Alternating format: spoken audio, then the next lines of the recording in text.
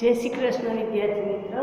हवे आपणे कंपन विषे समझाता कि कंपन उत्पन्न थाय तो आपणे ध्वनि संभळाय छे। तो मनुष्य द्वारा उत्पन्न थतो ध्वनि एटले कि आपणे आ बधाय वाद्यनी वात थई हती विद्यार्थी मित्रों कि वाद्य कई रीते उत्पन्न थाय छे ने एना विषे आपणे समझाता। पण हवे आपणे पण बोलीए छीए एटले कि आपणा गळामांथी ध्वनि उत्पन्न थाय छे विद्यार्थी मित्रों। तो आ पहेलीनो प्रश्न हतो छे कि આપણે જે અવાજ બોલીએ છીએ ત્યારે શું કોઈ આપણા શરીરનો કોઈ ભાગ કંપન કરતો હોવો જોઈએ, કારણ કે આપણે શું સમજ્યા કે જે વસ્તુ કંપન કરતી હશે એ અવાજ ઉત્પન્ન કરશે। એનો મતલબ કે આપણા શરીરનો કોઈ હિસ્સો પણ કંપન કરે છે જેના દ્વારા મનુષ્ય ધ્વનિ ઉત્પન્ન કરી શકે છે, એટલે કે આપણે બોલી શકીએ છીએ। તો વિદ્યાર્થી મિત્ર, તમે આપણા ગળામાં આપણી જે અન્નનળી ને શ્વાસ નળી છે ના ઉપરના ભાગ પર તમે ગળાના બોલશો ત્યારે એને હાથ રાખશો તો તમને કંપન અનુભવ થશે અને એક ઉપસેલો ભાગ જોવા મળશે। એ આપણી સ્વર પેટી છે। આ ગળામાં ઉપસેલો ભાગ જે આપણે ખોરાક ખાઈએ છીએ ત્યારે ઉપર નીચે થતો હોય છે। તમે જો તમારા સામે તમારા વડીલ કોઈ જમવા બેઠો હોય કે ભાઈ તમે ધ્યાનપૂર્વક જોજો, આપણે તો આપણા ગળામાં ન ખબર પડે પણ એને જોજો, એ સ્વર પેટી છે જેના દ્વારા આપણે અવાજ ઉત્પન્ન થાય છે। અહીં તમારા પાઠ્યપુસ્તકમાં સ્વર પેટીની મનુષ્યના સ્વર પેટીનો આકૃતિ બતાવેલી છે। એને કંઠસ્થાન અથવા તો સ્વર પેટી જે ધ્વનિ ઉત્પન્ન કરે છે મનુષ્યમાં, એ હલનચલન કરે છે એના દ્વારા એ એક પાતળી ખેંચાયેલી સ્નાયુઓ સાથે જોડાયેલી હોય છે શ્વાસનળીના ઉપરના ભાગમાં સ્વર તંતુઓની સ્વર પેટી, અને એમાંથી હવા અવર જવર થાય અને એના દ્વારા એમાં કંપન ઉત્પન્ન થાય અને એ ફેફસા, જ્યારે ફેફસા તિરાડ દ્વારા હવા ધકેલે ત્યારે સ્વર તંતુઓ કંપન અનુભવે અને ધ્વનિ ઉત્પન્ન કરે છે અને આ તંતુઓ સ્નાયુઓ સાથે જોડાયેલા હોય છે। જો તંતુઓ ઢીલા હશે અને જાડા હશે તો એ પ્રમાણેના ગુણવત્તાવાળો અવાજ ઉત્પન્ન થાય, એટલે કે આપણા બધાયના અવાજ એક સરખા નથી હોતા વિદ્યાર્થી મિત્રો, અલગ અલગ હોય છે ને, એટલા માટે કે એ કોકના ઢીલા હોય કોકના જાડા હોય તંતુઓ, એટલે કે અવાજનો પ્રકાર અને ગુણવત્તા બદલાઈ જાય। હજી વધારે આ વસ્તુ સમજવા માટે સ્વર પેટીને આપણે એક પ્રવૃત્તિ કરીએ, પ્રવૃત્તિ 13.6 વિદ્યાર્થી મિત્રો। એમાં આપણે સ્વર પેટી જેવી રચના કરવાની છે। કઈ રીતે રચના કરશું કે કાગળનો ઉપયોગ કરીને વિદ્યાર્થી મિત્રો, બે કાગળની પટ્ટીની પાતળી તિરાડ રહી હવા અવર જવર થાય એ રીતે આપણે એને બનાવશું ને એમાંથી હવા પસાર કરશું। તમે ઘણી વખત રમત કરતા હો છો વિદ્યાર્થી મિત્ર, અથવા તો કાગળમાં પાતળી બ્લેડથી તિરાડ પાડીને પણ તેમાંથી હવા પસાર કરીને આપણે ધ્વનિ ઉત્પન્ન કરતા હોઈએ છીએ। આપણે આ રમત કરતા હોઈએ છીએ વિદ્યાર્થી મિત્રો। ને હવે તો આ પતંગ કાલે ઉત્તરાયણ છે તો એમાં પણ તમે ઓલી પપુડી વગાડશો તો ધ્વનિ ઉત્પન્ન કરશો, એમાં પણ તમે ફૂંક મારશો તો એ ઊંચી થશે, એ કાગળની બનેલી હોય ઉપર હવા એમાંથી અવાજ ઉત્પન્ન થાય છે, એટલે કે સીટી છે। આ બધાય કે જેના દ્વારા હવા દ્વારા આપણે અનુભવ કરીએ કે હવા અંદર અવર જવર કરે એટલે ધ્વનિ ઉત્પન્ન થાય છે વિદ્યાર્થી મિત્રો। પુરુષોમાં તંતુ છે એ લગભગ 20 mm લાંબા હોય છે, જ્યારે સ્ત્રીઓમાં 5 mm।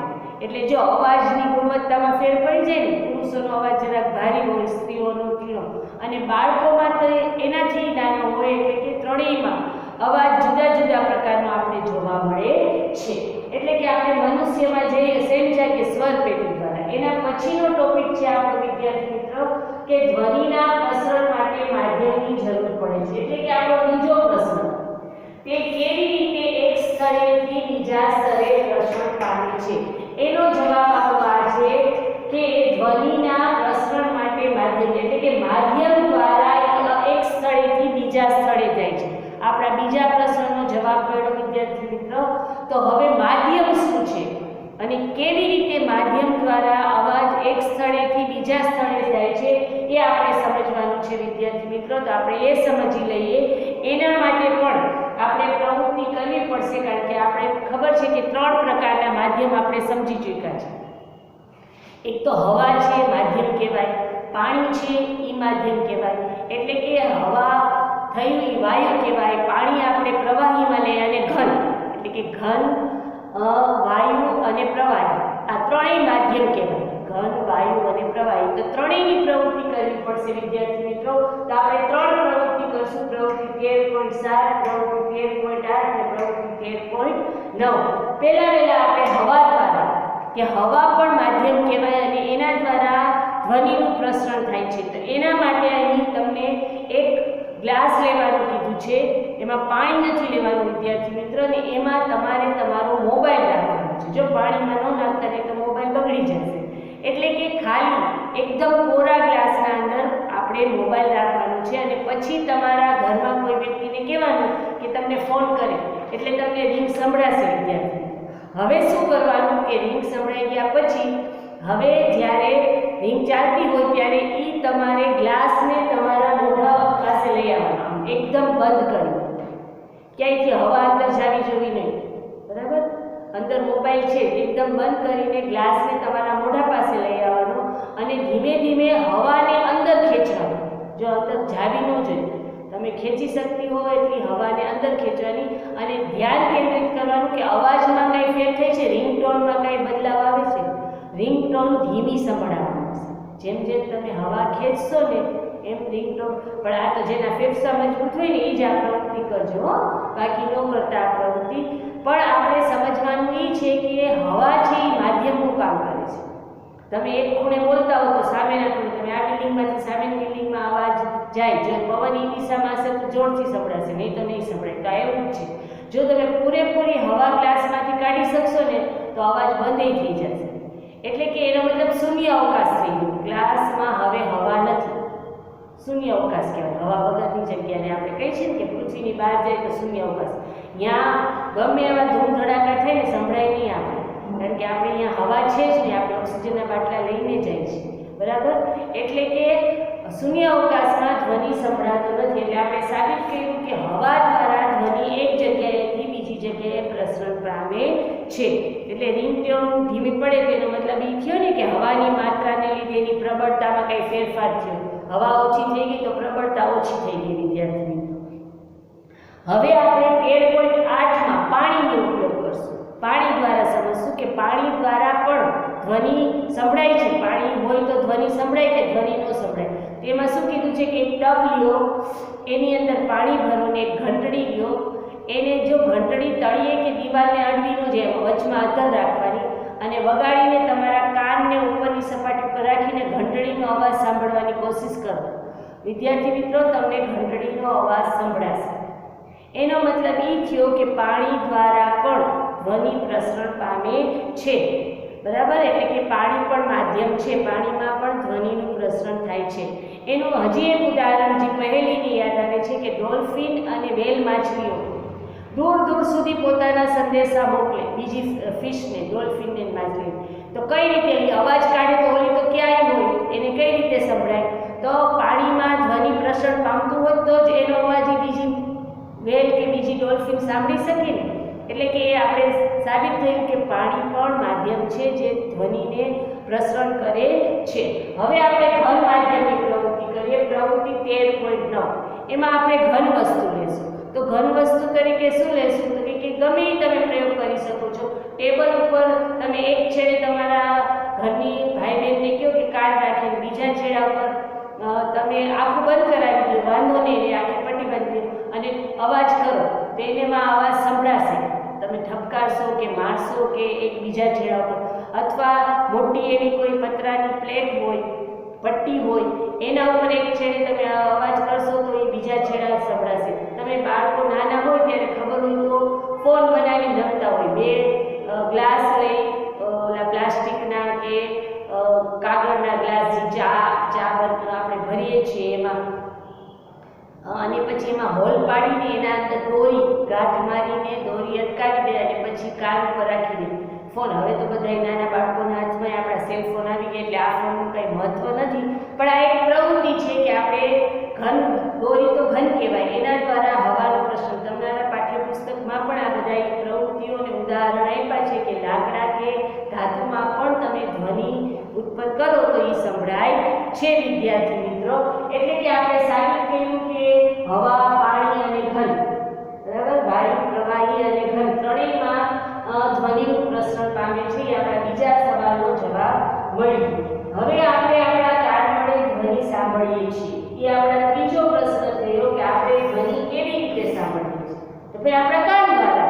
એ તો આપણે ખબર જ છે, તમે કે ટીચર તમને ખબર જ છે કે આપણે ધ્વનિ કાન દ્વારા સાંભળીએ છીએ, પણ કાનની રચના કેવી છે એ સમજવાનું છે કે આપણે સ્ટાર્ટિંગથી એવું સમજીએ છીએ કે કંપન કરેલી જ વસ્તુ ધ્વનિ ઉત્પન્ન કરે છે, બરાબર? તો આપણે જે કાન આપણો ધ્વનિ સાંભળે છે તો એ કાં કંપન કરતું હશે, એમાં પણ કંઈ કંપનની વસ્તુ હશે.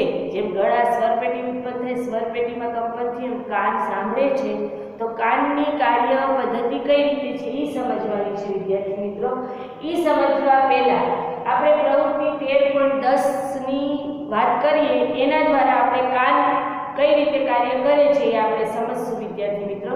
કારણ કે આપણા કાનના અંદર પણ પડદો હોય છે. ઘણી વખત તમે વડીલોને કીધું હશે કે આપણે પેન્સિલ કે નાખતા હોય કાનમાં કે કાનનો પડદો ફાટી જશે, એ તીક્ષ્ણ વસ્તુ કાનમાં નહીં નાખવાની, બર્ડ્સ દ્વારા જ કાન સાફ કરવાના. રૂના જે આવે છે એ બીજી કોઈ પણ તીક્ષ્ણ એટલે કે ધારવાળી વસ્તુથી કાનનો પડદો.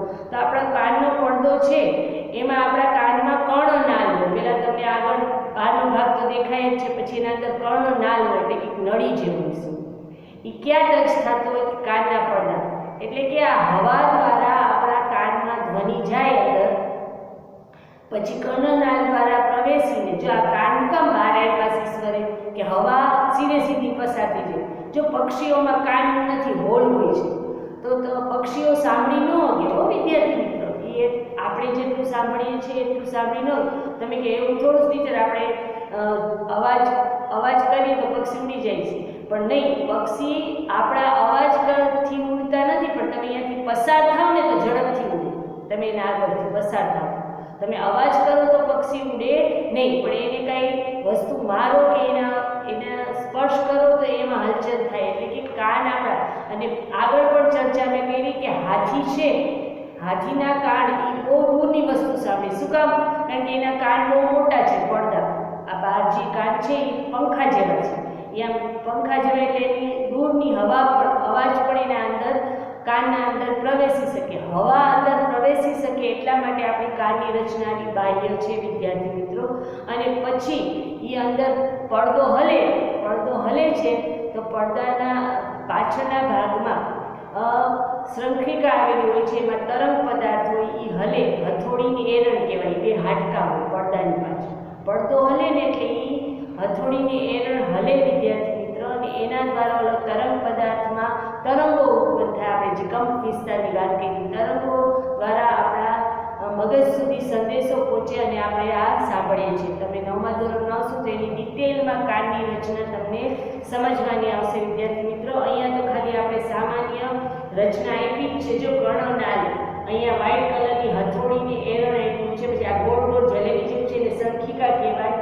તરંગ પદાર્થમાં ઉત્પન્ન હોય, તરંગો ઉત્પન્ન થાય અને મગજ સુધી સંદેશો પહોંચે વિદ્યાર્થી મિત્રો. તો આવું જ 13.10માં આપણે કાનની રચના સમજવા માટે એક પ્રવૃત્તિ કરવાની છે કે પ્લાસ્ટિકનો ટીનનો ડબ્બો લેવાનો છે, એને નીચેથી તળિયું કાઢી નાખવાનું છે, ઉપર ઢાંકણું કાઢી નાખવાનું છે, અને પછી એક છેડા ઉપર રબરના ફુગ્ગાના ટુકડાને એ ટીનના છેડા ઉપર રબર બેન્ડથી ટાઈટ બાંધી દેવાનું, અને એની ઉપર થોડા દાણા નાખવાના વિદ્યાર્થી મિત્રો. રાઈના નાખો, ચણાના નાખો, ગમે મેથી દાણા નાખો, ઘઉંના થોડાક દાણા, અને નીચેથી તમારા મિત્રને એમ એમ બોલવાનું, અવાજ ઉપર કરીને બોલવાનું. નીચેનો ભાગ ખુલ્લો હોય ને ત્યાંથી બોલવાનું કે ઓલા દાણા હલશે.